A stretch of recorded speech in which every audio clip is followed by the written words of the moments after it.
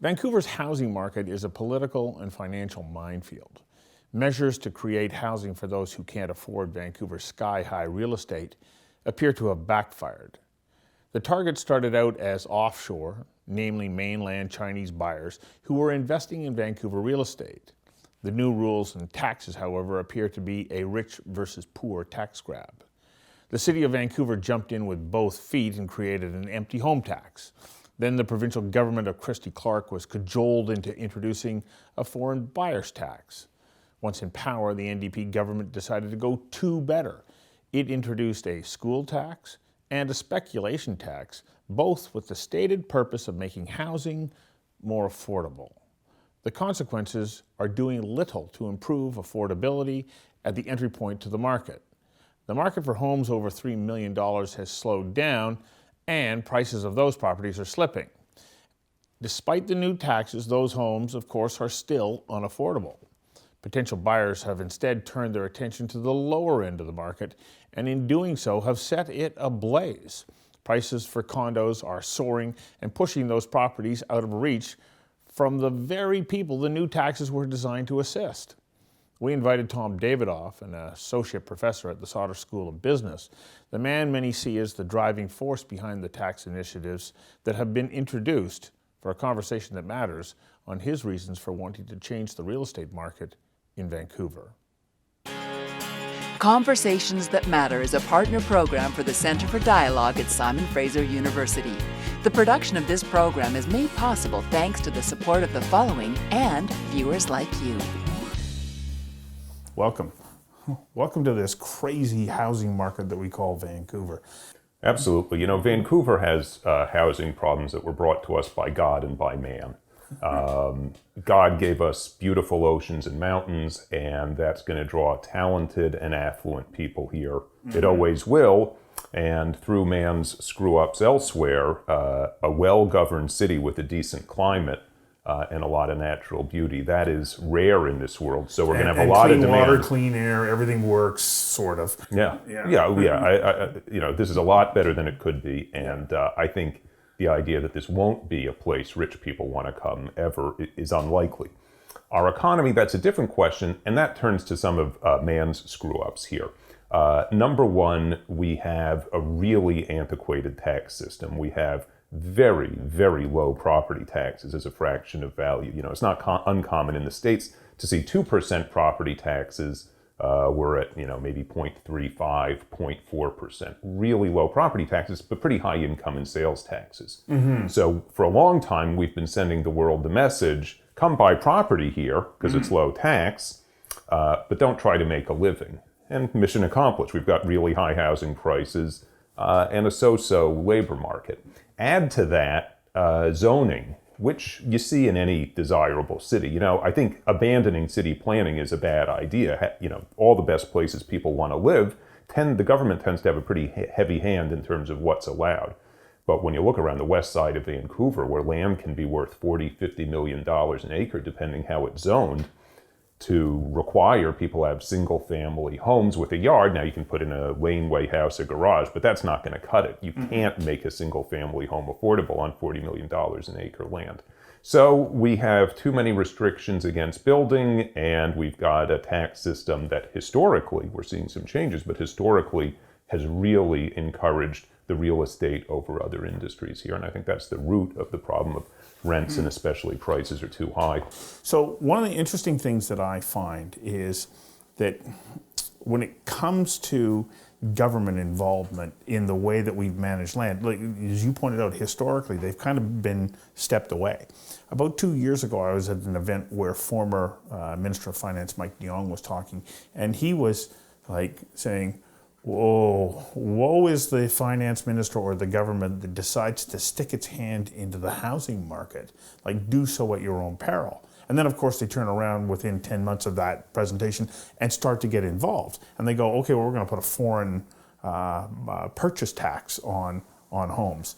Yet I understand that they're doing that at a time when actually the money that would be coming out of China almost dried right up because the Chinese government said, well, we don't want the money going to British Columbia either. But they go ahead and they start to do this. There are people who have owned homes, they've seen this, and they start to think, hang on a second, my investment is going to be hurt by this. And so that's one side of the equation. Like, what do we say to people who have gone, well, hang on a second, I've been on a great ride and I really like this? Yeah, it's a real problem. Housing's a weird asset. When you're a kid, your mother hopefully tells you don't put all your eggs in one basket. Right. And when you think about your financial portfolio, you're not supposed to try to beat the market by betting on individual stocks. You buy an index fund, just follow the market, put a little bit of wealth into the steel industry, might be tariffs, a little bit into corn, a little bit into tech, a little bit into real estate, own a company that owns rental housing properties. But what we do instead is we put about 1,000% of our net worth when we're young by borrowing 95 or 90% of the value of the home. Mm-hmm. And more, by far, than all of our wealth is tied up in a single asset. Right. And so either you're in a very long financial position in housing if you own, or most renters don't own a lot of the stock market, and they certainly don't own a lot of landlord corporations in British Columbia. So you've got younger households and people entering the market who don't own housing at all. Mm-hmm. So it's hard to get away from that polarization. If prices fall, some people lose a lot, whereas other people gain a little. And so it's not surprising that for a long time, one of the government's main objectives has been to protect the homeowners, who are most of the voters, of course. Just got to get you to hang on for a second while we take a quick commercial break. We'll be right back. Sorry for the interruption, but I need your help. I'm asking you to support the show by becoming a patron. That means pledging $1 per show. Conversations is a unique program. There's no grandstanding, no arguing, no yelling. Instead, I sit down with people who have unique insights, specialized knowledge, and experiences that inform and enlighten. And we do this on an incredibly limited budget with a very small crew. Well, this is my office, and it's where I edit the show. And then once it's ready, we give it away. So many different websites around the world are carrying the show, but they get it for free. They don't pay us. So I'm asking you to pledge $1 per show by going to patreon.com/conversations that matter. Thanks. We want to keep producing conversations, and with your help, we can. Now let's get back to the show. What we're finding here in Vancouver is that the cost of housing is so ridiculously high that even wanting to buy a $2 million home, to be able to get started, you need to have an extraordinary amount of money to put down, and then, as you say, you're locked into it. So when you look at the housing market from the other side of that equation, I can't get in. Yeah. What then becomes the answer? Because there seems to be 1,000 different theories out there right now as to how do we manage this. Part of the answer is having better rental housing. Now, the deck has been stacked against rental housing for years by low interest rates, which for tax reasons make it more attractive to be an owner-occupier than a renter. But governments are really beginning to see, we just have to create some incentives so the market creates the kind of rental housing that used to get built in the 60s and 70s. So literally we want to nudge people towards rental rather than moving away from this idea of being a homeowner? As long as interest rates stay as low as they are, the idea that you're going to be able to own the full asset of a home in Vancouver as a middle class earner, that might be a little bit fanciful. Mm-hmm. The issue is, if you think about the value of a unit, you think about the rent sort of divided by a rate of return you need to get every year. That's going to be your value. Mm-hmm. And that rate of return you need is going to be something like the riskless rate, because you got to get a return on your money, but you're going to knock off expected appreciation. Yep. In a market like Vancouver, where there's so little ability to add supply and such potential growth in demand, mm-hmm. the growth rate of rents may be today as great or greater than the riskless rate. And that gives you a valuation that can be almost infinite for a house. Not to say prices aren't too high the way they are, but there's certainly a story where these prices today are not crazy because they incorporate reasonable expectations that interest rates are going to stay low, mm-hmm. and there's going to be growth in rents forever. When you buy a property, you're buying the forever of those rents, and the ability to pay more than your lifetime's worth of rents may be, pretty limited for middle-class households. Right. So at the moment, I read Amazon's going to bring another 1,000 people here. Samsung's just opened an office. They're going to bring 1,000 people here. I was talking to a guy with a tech firm that I'd never even heard of. They just opened an office, 1,000 new jobs. 3, 4, 5,000 jobs. We want this. There's an announcement that there's a high-tech supercluster that's going to be funded here. Genome BC through the life sciences supercluster has been funded on a number of different projects. People are coming here. How do we deal with that and not anticipate that that's going to continue to put extra pressure on the housing market? Because these people got to live somewhere. That's right. Something very politically incorrect I sometimes say is tech workers are the Chinese people of Vancouver, of San Francisco. People are very resentful of those high-earning tech workers because they feel like they are pushing up prices the way some people here believe Chinese immigrants and investors are pushing up prices here. I think we have tremendous potential for a tech economy here. If Trump stays in power to the south, people from all over the world are not going to feel happy about settling, even in the Bay Area, dealing with U.S. immigration and a hostile government. So I think there's great potential, as you say, for tech-related industries here in Vancouver. High-skilled people love high-amenity environments like this. But we've got to find a place to put them to work and to house them. Now, I think probably the answer for the employment lies to the east. I asked a room full of developers recently, how many of you would voluntarily build office downtown in what should be the office hub? And the answer was 0, because apartments outbid office space, even in the best office space in downtown Vancouver. That's right. But I think out in Burnaby, New West, as you get into the Fraser Valley, I think a tall office building probably can outbid what people are willing to pay for residential in some of those locations. Make sure we expand transit. SkyTrain is not, it's built for a smaller city than we're going to become. Better transit, probably employment around metro town type places. And I think we can accommodate some growth. But there's no question that when you add people, especially people earning good incomes, in a market like Vancouver, where it's just going to be hard to build and you're funneling them into a small space, that is going to lead to increased prices and rents. Very interesting that you mentioned Burnaby, because if you take a look at the management of the city of Burnaby, they're flush with cash. Their mill rate is lower than anyone else's. Their fire department, their swimming pools, their libraries, everything is reasonably new, and they have a maintenance and turnover program that is the envy of communities across Canada. What are they doing right that other communities can learn from? They're cashing in. Communities are selling out way too cheap. If somebody wants to build a project in what's now a single-family zone, and that project's going to add $10 million in value to a block of houses, don't give it away. Sell it for $8 million. Sell it for $9 million. Not any idiot can develop real estate, but they all try. It should be a very competitive industry, but we have these arcane bureaucracies that are very difficult to navigate. We saw Beatty in Chinatown getting rejected. This is a sophisticated guy, but he couldn't navigate the city's development regulations. The cities are selling density, but it's in a back room, it's in an opaque fashion. The developer doesn't even know what the negotiation is going to look like. Well, yeah, you take a look at how many times Beatty took that back to council for approval and still couldn't get it. That's right. And I'm sure this is a sophisticated guy. So look, when the FCC in the U.S. has wireless frequency to sell, they don't do a backroom deal. They have an auction. When there's oil leases to get rid of for the government doesn't know what they're worth. Ask the market what they're worth with an auction. Similarly, we know communities around here, like Burnaby, are sitting on a fortune in development rights. So let's be even more sophisticated than Burnaby, sell them, and then it's an easy sell to your voters, because like Burnaby, you're going to get a glistening library, you're going to get a bike path, we'll reduce your property taxes. Yep, you're going to have to look at townhomes across the street, but you're going to do it paying low property taxes and enjoying spectacular amenities. One of the things that has been introduced, and I'm trying to understand how this addresses the problem, is an empty home tax, especially when it's somebody who owns 2 homes in British Columbia and they're from here.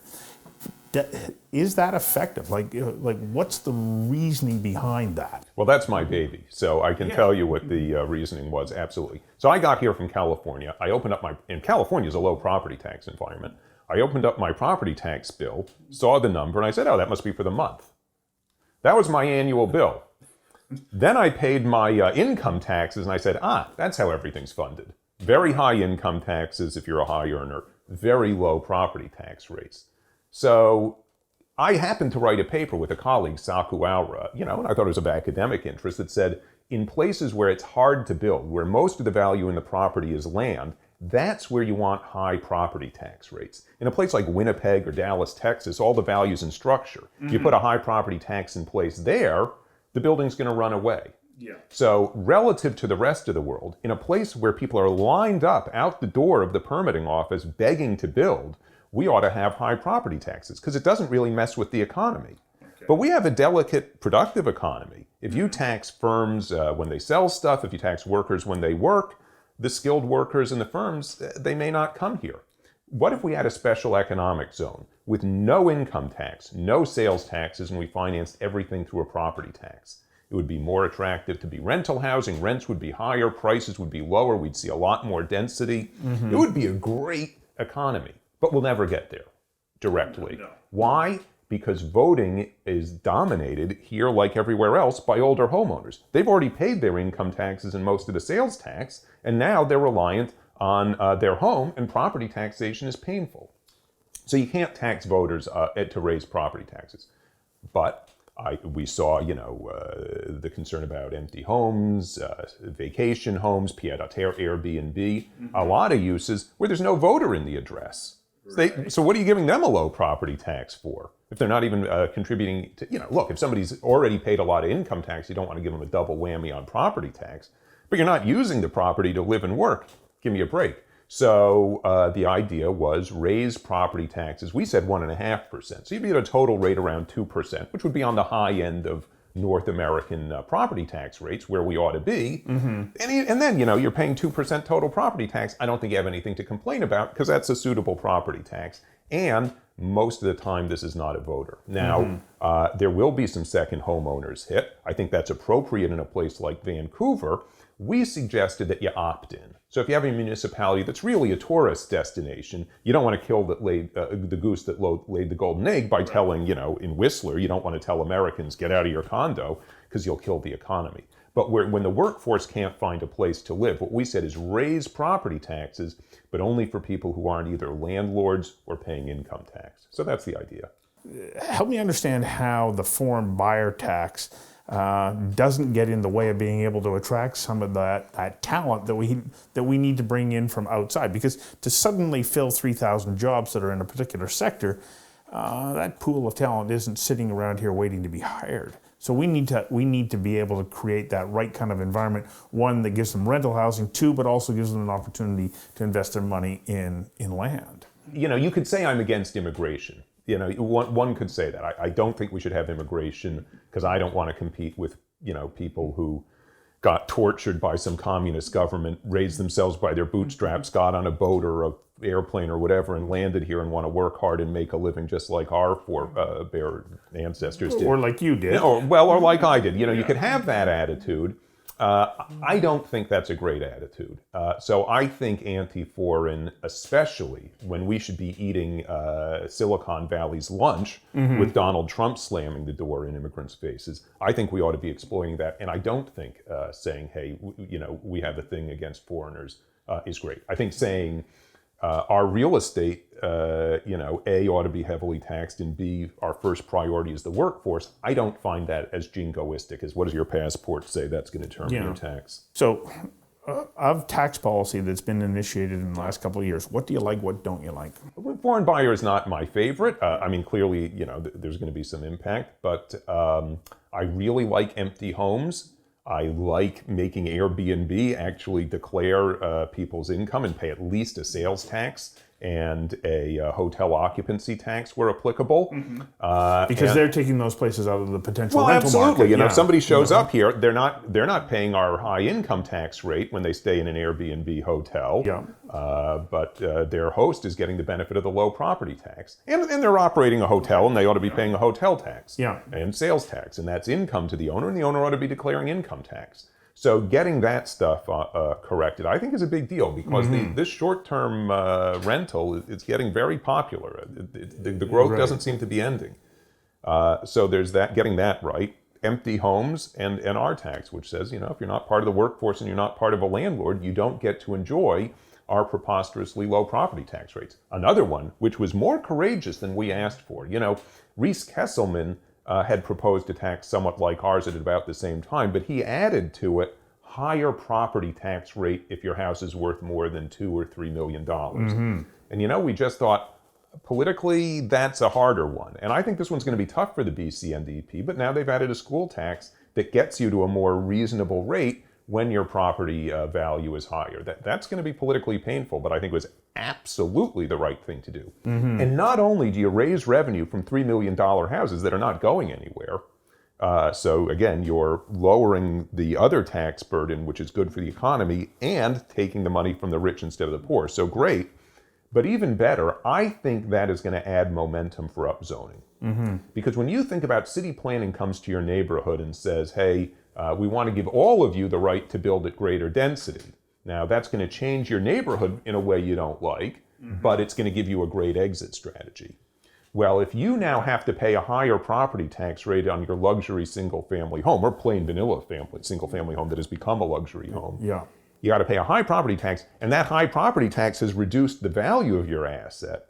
That exit strategy of getting out and chopping your $4 million house into $800,000 houses that pay lower taxes, that becomes all the more attractive. So I actually think in a subtle way, that increased property tax at high values is genius, because I think it's going to create more pressure for upzoning. And the only way that we can create lower price housing is through density. You take that $1 million lot and turn it into $10,000, $100,000 properties.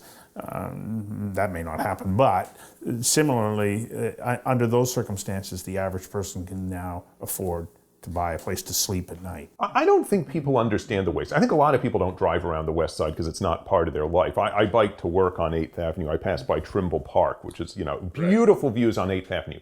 Just about every house has now been converted, and the market wants to put capital on that land so bad. It can taste it. So does it build tall buildings that would fill middle-class households, all of whom would get a view and a great location near the bus? No. They're restricted to build small single-family homes, so they clad them in beautiful glass. There's granite coming out the wazoo.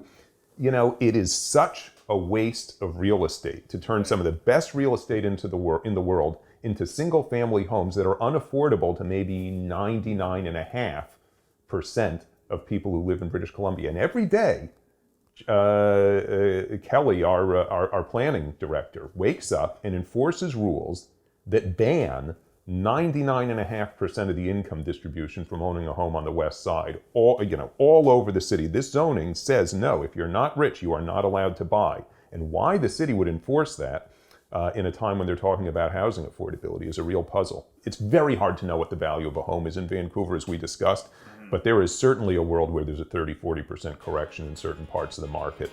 And that could be a very ugly scenario. So long run, scares the hell out of a lot of people. I think it should.